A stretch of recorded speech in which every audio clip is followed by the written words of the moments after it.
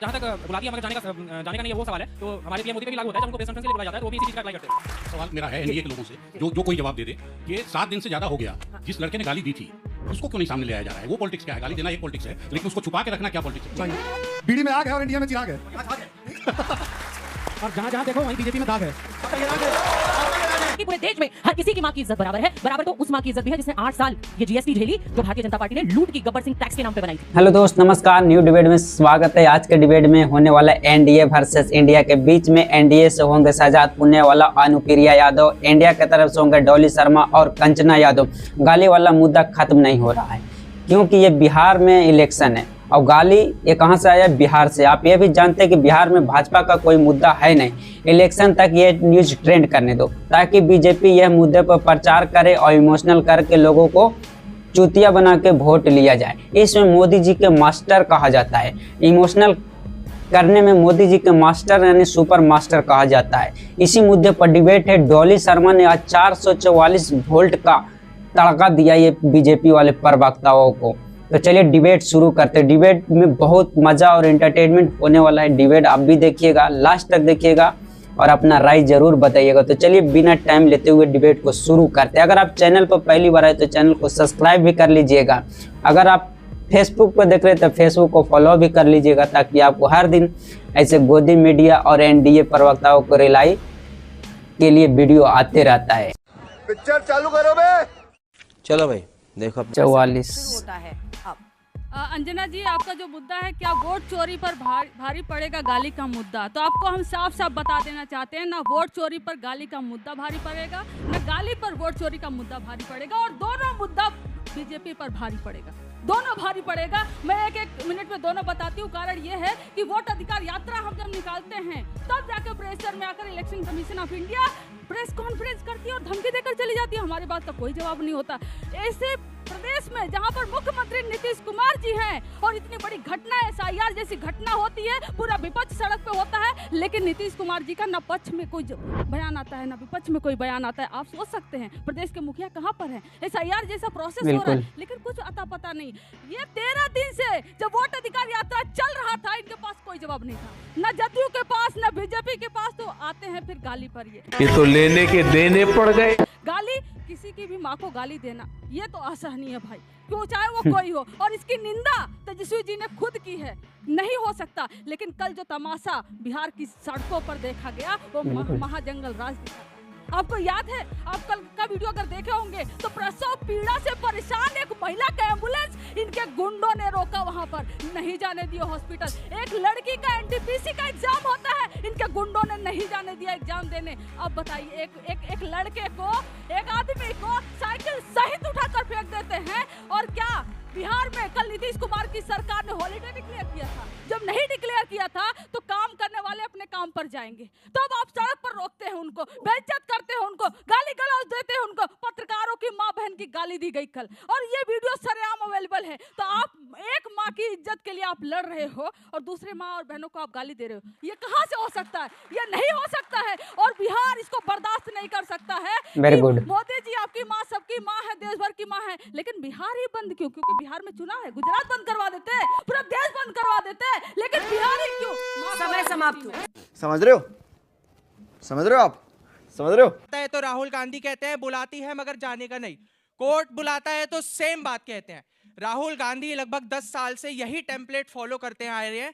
फिर चाहे वो पेगासस का मुद्दा हो, ईवीएम का मुद्दा हो, हिंडनबर्ग का मुद्दा हो, या फिर आज वोट चोरी का मुद्दा, राहुल गांधी कहते हैं बुलाती है मगर जाने का नहीं। आज वाह बेटा, लगता है तुम गू खा के ही मानोगे। जहाँ तक वोट चोरी और गाली का मुद्दा है, दोनों अपने आप में बहुत गलत है और किसी भी गलती को हम कंपैरिजन नहीं कर सकते कि ये गलती ज़्यादा बड़ी है और ये गलती ज़्यादा छोटी है। लेकिन जहाँ तक वोट चोरी है, वोट चोरी गाली जो है एक व्यक्ति विशेष के मर्यादा पे डिपेंड करता है कि एक व्यक्ति विशेष को टारगेट किया जा रहा है। लेकिन जहाँ तक वोट चोरी है, वोट चोरी एक लोकतांत्रिक देश का सबसे बड़ा जो शक्ति होता है वो वोट डालने का होता है, जो हर नागरिक डालता है। लेकिन अगर उस पे सवाल उठता है तो ये उस लोकतंत्र पे सवाल उठता है, उस लोकतंत्र पे प्रहार होता है। हर देशवासी का विश्वास उठ जाता है अपने लोकतंत्र से। और जहाँ तक बुलाती है मगर जाने का नहीं है वो सवाल है, तो हमारे पीएम मोदी पे भी लागू होता है। जब उनको प्रेस कॉन्फ्रेंस के लिए बुलाया जाता है तो वो भी इसी चीज का अप्लाई करते हैं। बहुत अच्छा, दोनों ने जबरदस्त करवा ली बेइज्जती। हमारी पार्टी के राष्ट्रीय अध्यक्ष ने बिल्कुल साफ तौर पर कह दिया कि सार्वजनिक जीवन में मर्यादा की सीमा नहीं लांघी जा सकती। जिस व्यक्ति ने भी, चाहे किसी पार्टी का कार्यकर्ता था या नहीं था, अगर उसने इस मर्यादा को लांघा है तो उसके खिलाफ कार्रवाई होनी चाहिए थी। उसी मंच पर उसको पुलिस के हवाले करना चाहिए था। यह बात पीरियड है कि किसी की मां को भी गाली नहीं दी जा सकती और किसी भी मर्यादा को सार्वजनिक जीवन में नहीं लांघा जा सकता। बात खत्म। लेकिन एक स्वर्गीय माताजी के नाम पर राजनीति की अलख जगाना और राजनीति का मंच सजाना थिएट्रिक्स के जरिए से यह भी उचित नहीं है। इसको भी समझना पड़ेगा। बिल्कुल साफ तौर पर कह देना चाहिए। दूसरी बात, आप सबसे माफी की उम्मीद करते हैं कि एक अदना नेता ने कुछ कहा तो राष्ट्रीय नेता सब जवाब दे, ये माफी मांगे, वो माफी मांगे। लेकिन इसी देश की संसद से इतना बड़ा अपराध हुआ है। चलते हुए संसद के अंदर एक भारतीय जनता पार्टी का सांसद पूरे एक मुस्लिम समुदाय को गाली देता है, एक मुस्लिम सांसद को गाली देता है। उसके लिए क्या प्रधानमंत्री या बीजेपी ने माफी मांगी थी? नहीं मांगी थी। तो ये हिपोक्रेसी और ये ड्रामा बंद कीजिए। जिसके लिए भी होना चाहिए, आपको एग्जाम्पल सेट करना चाहिए। मैं क्या करूं फिर, जॉब छोड़ दूं? बात वोट चोरी की है। इलेक्शन कमीशन पे सवाल उठा, इलेक्शन कमीशन जवाब दे। भारतीय जनता पार्टी क्यों कूदती है? सवाल भारतीय जनता पार्टी के नेताओं ने भी उठाया, अनुराग ठाकुर ने भी उठाया कि वहां इतना वोट बढ़ गया, बरेली में ये बढ़ गया, वो बढ़ गया। तो आप क्यों नहीं एफिडेविट देते हैं? ये सारा एफिडेविट खाली विपक्ष के नेताओं के लिए क्यों लागू हो? तो जब लोकतंत्र में एक बहुत बड़ा विपक्ष या तमाम लोग इस पर सवाल उठा रहे हो, तो नैतिकता का पैमाना यह है कि एक स्वायत्त संस्था जो खुद को कहती है कि हम इंडिपेंडेंट हैं, उनको जवाब उसी बुनियाद पर, उसी तर्कों के जरिए से देना चाहिए। व्हाट अबाउटरी कर करके एक राजनीतिक की तरह इलेक्शन कमिश्नर का इस तरह से कहना, ये बिल्कुल इस साख पे बट्टा लगाने जैसा है। इसलिए ये समय समाप्त हुआ। बहुत अच्छा। अरे बाप रे, ये तो धोती खोल रहा है। सुनिए जरा आप। कांग्रेस की कौन सी विधवा थी? बता दीजिए, इस देश में कभी किसी ने 50 करोड़ की गर्लफ्रेंड देखी है? ये आपने सुना होगा, और ये किसके मुख से सुना? ये देश की सबसे ऊंची गद्दी पर बैठे व्यक्ति के मुख से सुना आपने, मोदी जी, जो इस देश के प्रधानमंत्री हैं आज, जिन्हें स्थापित कर देना चाहिए एक उदाहरण पूरे देश में कि किसी भी महिला को, चाहे वो प्रधानमंत्री की माँ हो, चाहे गरीब मजदूर की माँ हो, सबकी इज्जत एक समान है। प्रधानमंत्री की माँ है इसलिए इज्जत बहुत बड़ी है, या मजदूर की माँ है इसलिए इज्जत नहीं है, ये इस देश में नहीं चलना चाहिए। सबकी इज्जत बराबर है। मेरी माँ की, आपकी माँ की, पूरे देश में हर किसी की माँ की इज्जत बराबर है। बराबर तो उस माँ की इज्जत भी है जिसने 8 साल ये जीएसटी झेली, जो भारतीय जनता पार्टी ने लूट की गब्बर सिंह टैक्स के नाम पे बनाई थी। ये बड़ी अच्छी बात कही आप। तो मैं ये कह देना चाहती हूँ, दिखावे की राजनीति, रोने की राजनीति। बच्चों मुझे बताओ, अगर देश की सबसे ऊंची गद्दी पर बैठा व्यक्ति रोएगा तो आम आदमी क्या करेगा? जिन बच्चियों के साथ बलात्कार हो रहे हैं, जिनकी बेटियां जलाई जा रही हैं, उन परिवारों का क्या होगा? आपके पास 56 इंच का सीना है, BMW कार है, इतनी बड़ी बड़ी आपके पास सारी प्रोटोकॉल्स हैं, जेलों में डालो। जो भी जिसको गाली दे रहा है, बेटी को, माँ को, किसी को भी स्थापित कर दो इस देश में कि बेटियों की इज्जत इस देश में नहीं उछाली जाएगी, चाहे कोई भी करे, किसी भी पार्टी का व्यक्ति करे। कर दो ये स्थापित। क्यों नहीं कर पा रहे? अरे कब तक रोएंगे? कब तक रोएंगे? जहां जहां चुनाव आता है वहां वहां रोने निकल जाते हैं। समय कितने तेजस्वी लोग हैं हमारे पास, कितने शानदार विचार रखते हैं जी। सर, मैंने यही कहा कि देश की सबसे ऊंची गद्दी पर प्रधानमंत्री बैठे हैं, और जब प्रधानमंत्री एग्जाम्पल सेट करेंगे ना, किसी की भी हिम्मत नहीं होगी पूरे देश में, अगर कोई किसी की माँ और बहन को गाली दे दे तो प्रधानमंत्री रोना बंद करें सबसे पहले, ताकि देश का गरीब आदमी ये समझ जाए कि हाँ, हम सशक्त हैं। क्योंकि 56 इंच का सीना लेकर अगर कोई रोता है तो ये देश के लिए बड़ा दुर्भाग्यपूर्ण स्थिति है। ये मैं कहना चाहती हूं। एकदम मजदूरी कर रहा। आज बिहार में मुद्दा माँ है, ठीक है, तो विनोद प्रसाद की माँ भी माँ है जिसका नाम वोटर लिस्ट से काट दिया आपने। उसके बाद बेगूसराय की 84 साल की उर्मिला के बच्चे और पति हर जगह आवेदन कर रहे हैं कि मैं जिंदा हूं, लेकिन मेरा नाम काट दिया। उर्मिला के बेटे विनोद प्रसाद सिंह ने बताया हमारी माँ को वोटर लिस्ट से मृत घोषित कर दिया। उसके बाद मुद्दा पलायन को मजबूर उन मजदूरों का भी है, उन नौजवानों का भी है जो 3.5 करोड़ जिसका नंबर है और जो पलायन कर रहे हैं। 70,000 करोड़ की लूट, अपराध, बेरोजगारी, भर्ती परीक्षा घोटाले, ये भी बिहार के मुद्दे हैं। कैग की रिपोर्ट ने कहा कि बिहार में बीजेपी और एनडीए की सरकार 70,000 करोड़ की लूट, कोई सुनवाई नहीं है, कोई बात नहीं है। वो कहां कहां जा रहा है 70,000 करोड़ रुपया, किसके पास गया, किसके घर पहुंचा, ये भी मुद्दा है। ये तो लेटेस्ट न्यूज़ है। वोट चोरी तो सबसे बड़ा मुद्दा है ही। जो जिंदा है उसको वोट का हक मिलना चाहिए। ये लड़ाई है राहुल गांधी की इस देश में। जो जिंदा है उसको आप मृत घोषित नहीं कर सकते। और हाँ, बात तो सही है, समय समाप्त हो गया। नहीं, एक लाइन बोली जाए, क्योंकि इन्होंने भी उसके बाद सुनाया था। एक लाइन बोली। बिहार के खजाने पे बोल और चोरी की सरकार ये चल रही है लगातार। गरीबी दी क्रूर, बस किया पलायन को मजबूर। चलिए बहुत अच्छा दोनों ने कर लिया है। कोई सवाल जो इनसे काउंटर है? सवाल मेरा है एनडीए के लोगों से, जो कोई जवाब दे दे कि 7 दिन से ज्यादा हो गया, जिस लड़के ने गाली दी थी उसको क्यों नहीं सामने ले आया जा रहा है? वो पॉलिटिक्स क्या है? गाली देना एक पॉलिटिक्स है, लेकिन उसको छुपा के रखना क्या पॉलिटिक्स है? Good question. आपके सामने नतमस्तक होते हुए कहना चाहता हूँ, वो जेल में है और जब उसके शिनाख्त को छिपाते हुए आरजेडी के ऑफिशियल प्रवक्ता ने बोला मैं पॉलिटिक्स छोड़ दूंगा, और एक दूसरे नेक मोहम्मद मध्य प्रदेश से उसकी तस्वीर दिखाई जो व्यक्ति था ही नहीं। दूसरी बात मैं पूछना चाहता हूँ, इन्होंने कहा कि मृत लोगों के बारे में अरे जो जेल में है तो रोना क्यों? Emotional damn it. Shahzad ji, मेरा सवाल आपसे है, किसी भी माँ को गाली देना इस दुनिया में सबसे बड़ा गलत काम है, मैं भी मानता हूँ, लेकिन माँ के नाम पे राजनीति करना, राहुल गांधी बार बार वोट चोरी का आरोप लगा रहे हैं, तो गाली देना लोकतंत्र पे खतरा या वोट चोरी का अगर वो आरोप ही लगा रहे हैं तो ये लोकतंत्र पे खतरा? आप ये बता दीजिए। गजब बेइज्जती है। बोली जी, आप ही के लिए आए। जी जरूर। मेरा सवाल पक्ष और विपक्ष दोनों से है कि क्या बिहार की राजनीति सिर्फ इन दोनों मुद्दों पे ही टिकी हुई है, वोट चोरी या गाली? बहुत बढ़िया। कहाँ है जमीनी मुद्दे? बहुत बढ़िया। कौन जवाब देना चाहता है इसका? मैं उसी पर आ रही थी अंजना जी, मैं उसी पर आ रही थी कि मैंने अपनी बात पहले कहा कि युवा का भविष्य जार जार और चोरी की सरकार।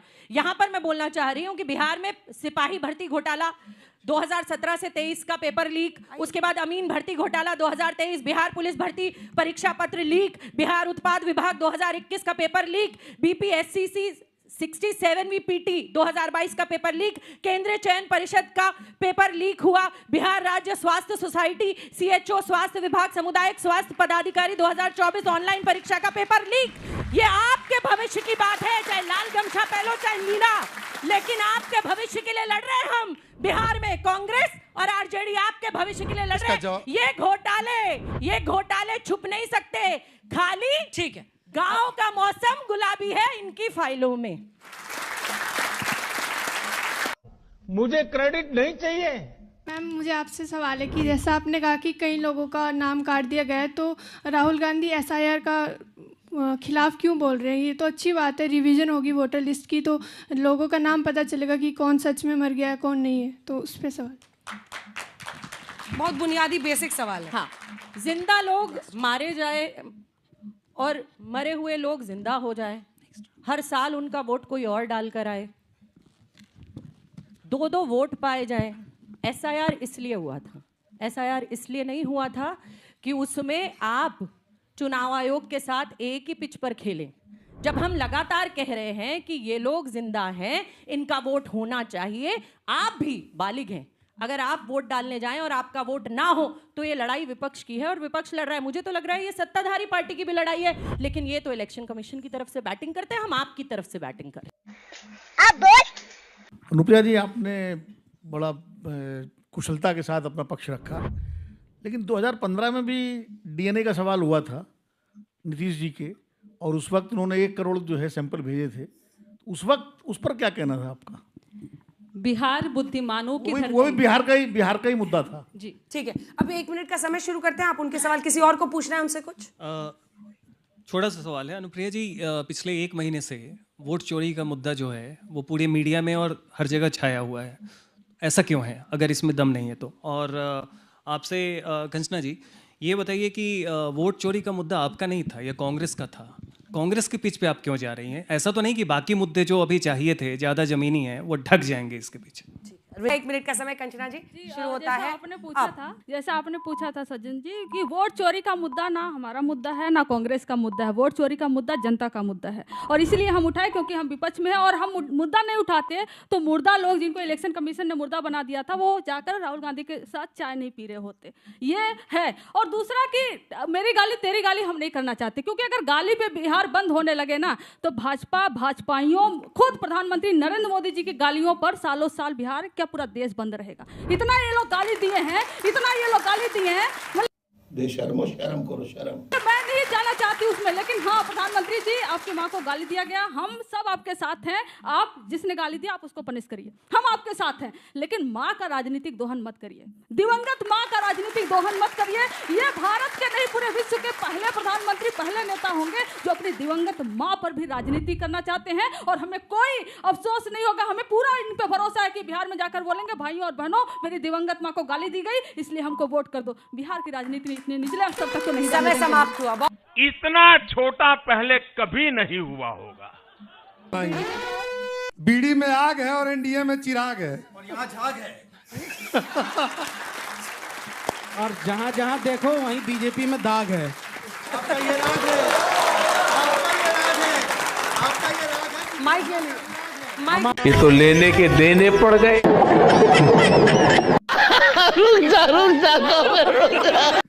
एक मिनट का समय शुरू होता है।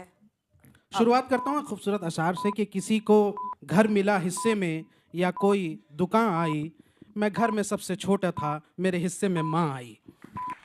देखिए बिहार को सम्मान कैसे मिलेगा? बिहार को सम्मान मिलेगा वहाँ के युवाओं को रोजगार देने से, बिहार को सम्मान मिलेगा वहाँ इंडस्ट्रीज खड़ा करने से। आप सम्मान की बात करते हैं, बिहारी अस्मिता की बात करते हैं, जब इंडस्ट्री लगाने की बात आती है, इन्वेस्टमेंट की बात आती है तो गुजरात में करते हैं, जब इन्वेस्टमेंट और इंडस्ट्री लगाने की बात आती है तो आप महाराष्ट्र चले जाते हैं। गुजरात में कौन सी इंडस्ट्री लगाई आपने 20 सालों में?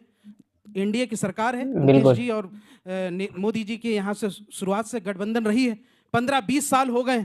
कौन सा यहाँ से इंडस्ट्रियल रेवोल्यूशन आपके बिहार में आया? तो ये बिहार का अपमान है, बिहार की अस्मिता की बात करने का ढोंग बंद कर दीजिए। रही बात माँ और बहनों की इज्जत, प्रज्वल रवन्ना जैसे लोग जो माँ और बेटियों की इज्जत लूटते थे उनका साथ दिया प्रधानमंत्री मोदी जी, उनके सामने खड़े रहे, उनका साथ दिया। बिल्किस बानो वही किसी की माँ थी, उस बच्चे को दीवार से पटक के मार दिया, उसी बिल्किस बानो के बलात्कारियों को यहाँ से मार के लाया जाता है और भारतीय जनता पार्टी इसको फेलिसिटेट करती है। बहुत बहुत धन्यवाद। बस हवा निकल गई।